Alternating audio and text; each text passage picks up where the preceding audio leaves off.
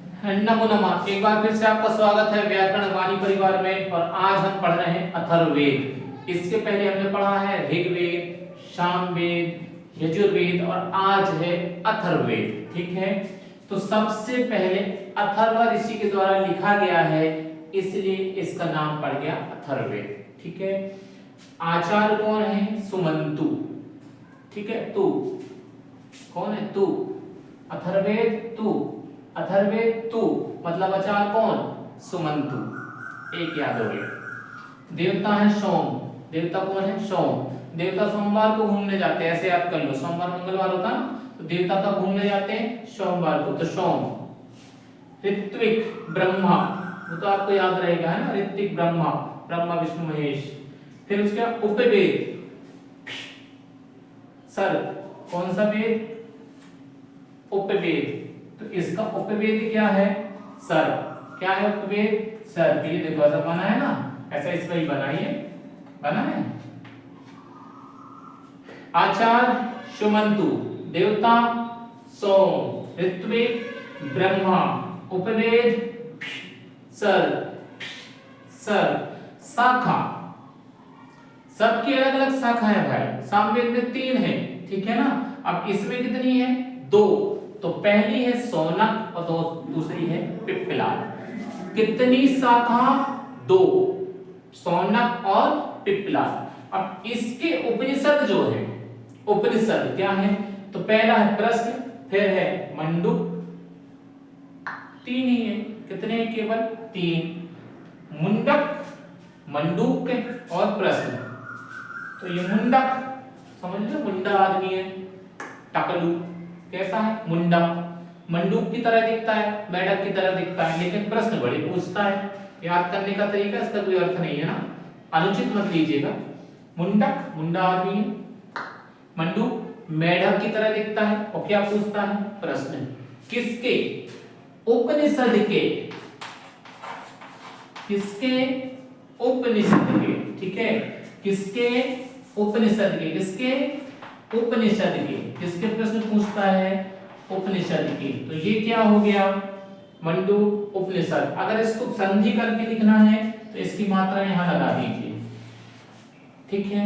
अगर इसको भी ऐसे करना है तो ए ओ की मात्रा लगाइए और लिख दीजिए निषद। ठीक है, क्या हो गया? उपनिषद। क्या हो गया?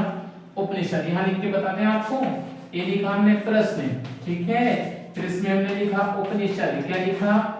उपनिषद। अब इसको अगर आपको जोड़ के लिखना हो तो ये लिखो फिर से प्रश्न, ठीक है, क्योंकि ओ को मात्रा लगा दो, गुण संधि बना दो, ये निषद जोड़ दो, ठीक है। क्या हो गया? प्रश्नोपनिषद। ठीक है, तो आपको केवल याद रखना है कि कितनी शाखा है। तो ये उपनिषद हटा दीजिए, ये उपनिषद हटा दीजिए, कितनी बची? 3। मुंडक मुंडा है, मंडूक मेढक की तरह दिखता है, क्या पूछता है? प्रश्न। ये हो गया भैया। आचार्य सुमंतु, देवता सोम, ऋत्विक ब्रह्मा, उपवेद सर, शाखा 2, शौनक और पिप्पलाद। उपनिषद, प्रश्न, मुंडक और मंडूक। कितने हो गए? 3। अब ये तो हो गए भैया हमारे क्या?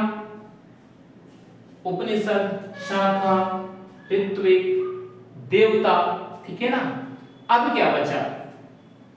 अब क्या बचा भैया? तो अब अपना बचा है इसके बाद धर्मसूत्र, ठीक है। क्या बचा है? धर्मसूत्र और शुल्बसूत्र। तो सबसे पहले है शिक्षा सूत्र। किसने लिखा भैया? एक ही है केवल, मांडुकी ने। मांडुकी पेन समझ लो, मांडुकी को। अब इसके बाद क्या है? स्रोत सूत्र। क्या है? स्रोत सूत्र। किसने लिखा है भैया? वैतान ने। किसने? वैतान ने। तो ये सूत्र किसका हो गया? वैतान का।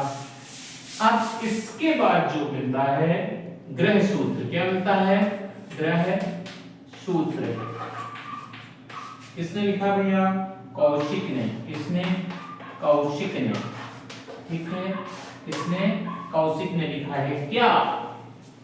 ग्रह सूत्र, धर्म सूत्र, शुल्ब सूत्र, अरण्यक। अब इसके बाद क्या बचा अपना? अरण्यक बचा।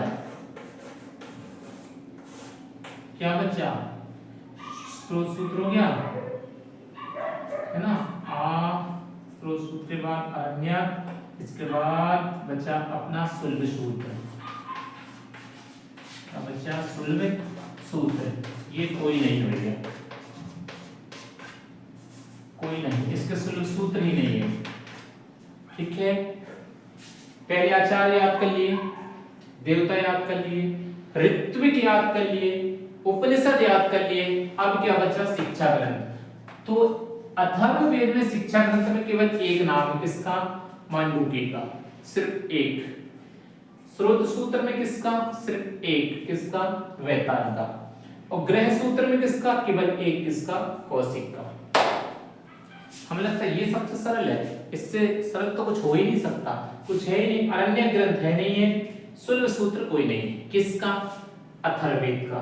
तो भैया शिक्षा ग्रंथ मांडूक्य ने लिखा है, स्रोत सूत्र वेताल ने लिखा है, और ग्रह सूत्र कौशिक ने लिखा है। ये हो गया आपका अथर्ववेद। वीडियो को बार बार देखिएगा, तब आपको पूरा ये याद हो जाएगा। आपका पेपर है 18 तारीख को, निश्चित है वो बहुत अच्छा रहेगा।